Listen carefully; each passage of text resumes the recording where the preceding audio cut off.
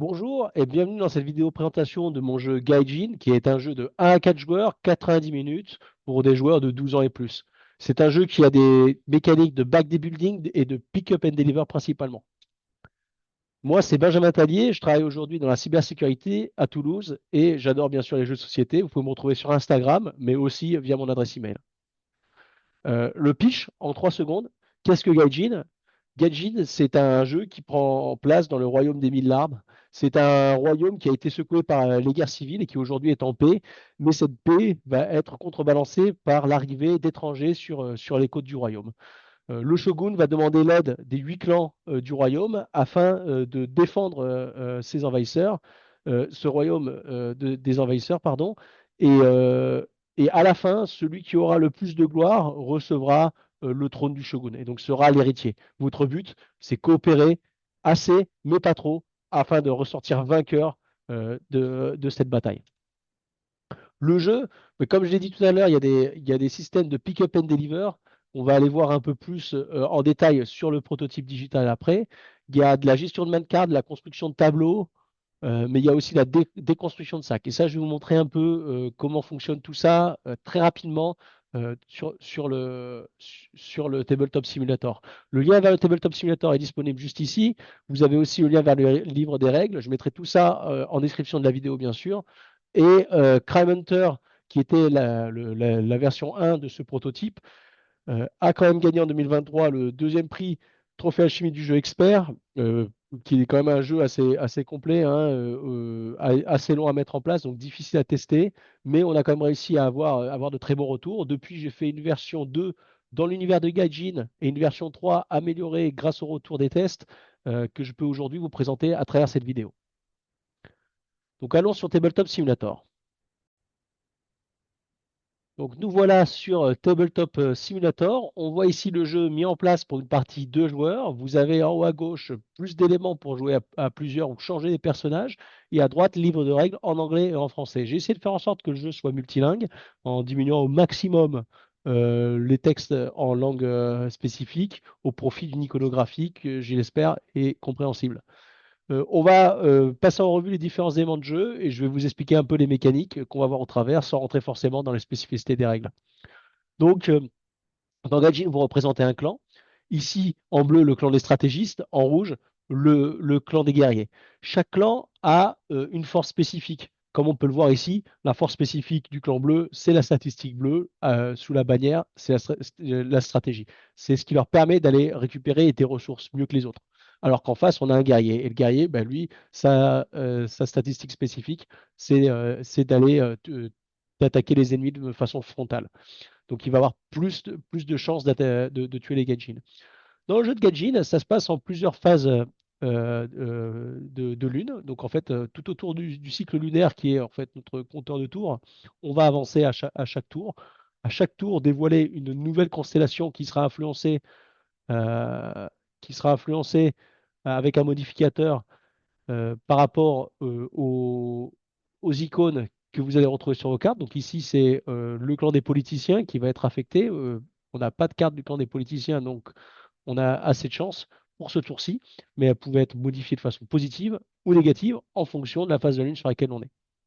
De plus, quand on arrive sur ces phases-là, il y a un système de tableau building. Donc chaque clan va donner 3 points de victoire au représentant de son clan qui aura le plus de cartes données. Donc ici, par exemple, on va commencer, ben, celui qui a le plus de cartes grises, c'est moi, plus 3 points, plus de cartes rouges, personne, plus de cartes, etc. etc.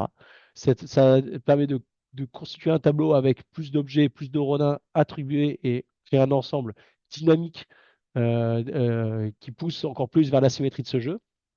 Et de plus, lorsqu'on atteint cette case-là avec la petite porte Tori, ici, on va déclencher des événements de fin de partie. Ça veut dire que ici, ben voilà, si on arrive à 35 de statistiques en tout pour un joueur, eh ben, on termine la partie. Ou si un joueur a complété un nombre de cartes Gaijin et de tuiles de réparation supérieur à 10, on termine la partie.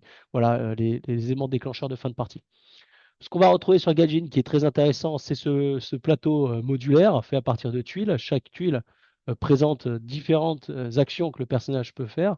Donc, lors de votre tour, vous allez pouvoir et vous déplacer et faire une interaction, soit avec les tuiles qui sont situées à côté de vous, ou si la tuile est prise soit par une tuile réparation comme ici, soit par une carte événement, que ce soit une carte Gaijin ou une carte aide à la population, vous ne pouvez pas effectuer l'action de la tuile, mais vous pouvez résoudre cette carte.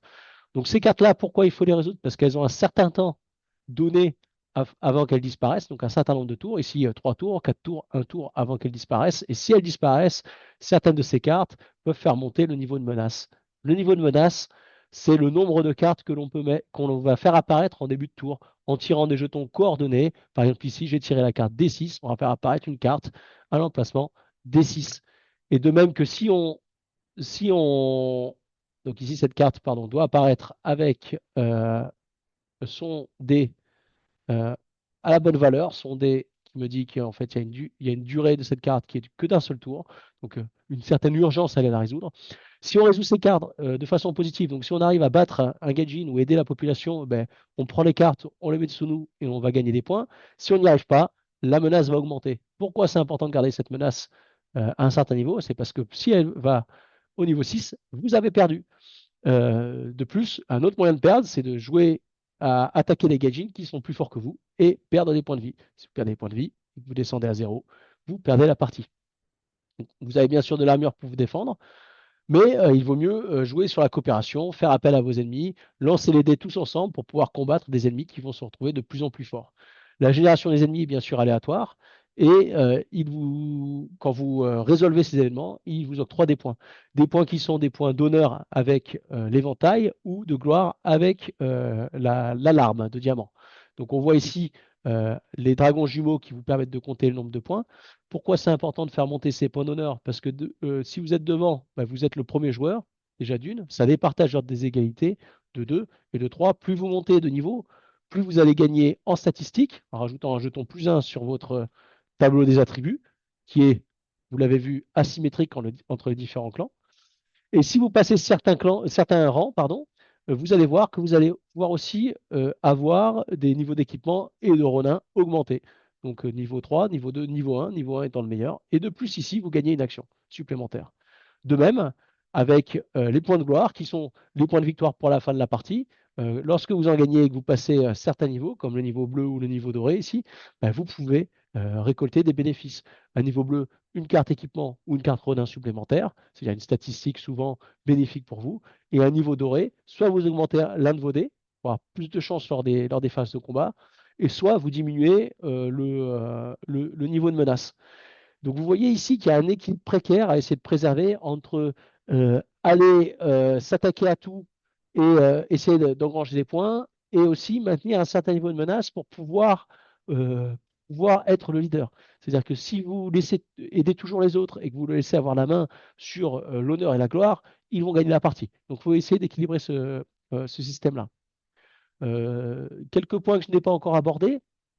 Euh, les tuiles de réparation, ici, c'est des tuiles qui apparaissent quand un Gaijin, au début du tour, atteint la durée zéro, donc ça veut dire qu'il doit disparaître. On l'a pas vaincu à temps, il disparaît, il nous fait augmenter la menace de 1 et fait apparaître à l'emplacement, pour bloquer l'emplacement, une tuile de réparation. C'est-à-dire que cette tuile n'est plus utilisable, hein, il a détruit l'emplacement sur lequel il était, le Gaijin lui a disparu, donc on n'aura pas l'opportunité de récupérer ce qu'il pouvait nous apporter. Seulement, on peut maintenant essayer de réparer ça. Et comment le réparer? Ben, grâce aux cartes ressources. Hein, comme le stratège Takoshu, lui, peut aller tirer 4 cartes quand il va essayer de résoudre ça. Il tire 4 cartes ressources et essaye de les dépenser. Et donc là, c'est une gestion de main pour récupérer cette tuile. Admettons qu'il ait assez pour pouvoir récupérer cette tuile. Il la mettra sous son plateau de jeu, la retournera et pourra récupérer les points donnés. On voit encore 2 points d'honneur avec l'éventail et un point de gloire avec la goutte. Mais à quoi sert le parchemin au milieu? Ben, le parchemin, c'est ce qui nous permet de faire du pick-up and deliver. En gros, il vous faut retourner au palais du shogun pour aller écrire votre légende. Il va falloir non seulement aller vous occuper des menaces, mais de temps en temps utiliser certains déplacements pour revenir à côté du palais et aller écrire votre légende auprès du shogun. Il faut qu'ils entendent ces hauts faits que vous avez accomplis sur le terrain. Et donc, euh, Pour écrire cette légende, vous allez devoir ben, retourner des cartes. Ici, celle-là a une valeur de 2, vous avez 3, donc vous pouvez la retourner. Et une fois que c'est retourné, ben, vous allez pouvoir gagner les points de gloire et monter la gloire, donc les points de victoire. Une dernière mécanique qui est importante à avoir, quand vous combattez, ben, vous lancez les dés, et si vous tombez sur, je ne sais plus quelle est la valeur, si vous tombez sur euh, le yin-yang, vous ne faites pas de dégâts à votre ennemi, seulement vous récupérez une carte. Et ces cartes sont là pour soit vous booster, soit faire du tech date. Donc ici, vous avez plus un ou moins un d'alignement spirituel. Ben, quand l'alignement spirituel est positif, plus un vers le yin, ben, vous allez pouvoir vous relancer un dé pour peut-être vous donner une chance de réussir un test, mais vous pouvez aussi faire la carte dans l'autre sens et perdre plutôt un point d'alignement pour pouvoir enquiquiner vos coéquipiers. Donc, vous voyez qui prend de l'avance, ben, vous lui mettez un peu des bâtons dans les roues grâce à cette stratégie. Attention, les cartes yin-yang sont à utiliser avec parcimonie, puisque plus vous déséquilibrez votre alignement, plus vous allez perdre de points de gloire en fin de partie. Donc, c'est important de garder ça en tête pour la fin de partie. Voilà, donc c'est un jeu qui va jouer environ 90 minutes. C'est un jeu qui va avoir plusieurs dynamiques se passer autour de la table, avec un début où les joueurs se regardent plus et une fin où on est très spécialisé, où réellement ça, c'est la bataille au point et on se met des bâtons dans les roues. Donc j'espère que vous prendrez autant de plaisir à y jouer et à le tester que moi j'en ai eu à le développer. Si vous avez besoin de réponses à vos questions, ben, vous pouvez aller consulter la fac qui est disponible hein, dans le livre des règles. J'ai essayé de développer un livre des règles assez complet avec des exemples sous forme d'une histoire. Et vous avez les FAQ et les précisions sur cette page-là pour voir tout ce qui est vraiment spécifique à ce jeu. Encore une fois, je vous remercie d'avoir pris le temps de m'écouter et je vous souhaite une très bonne journée. Merci bien.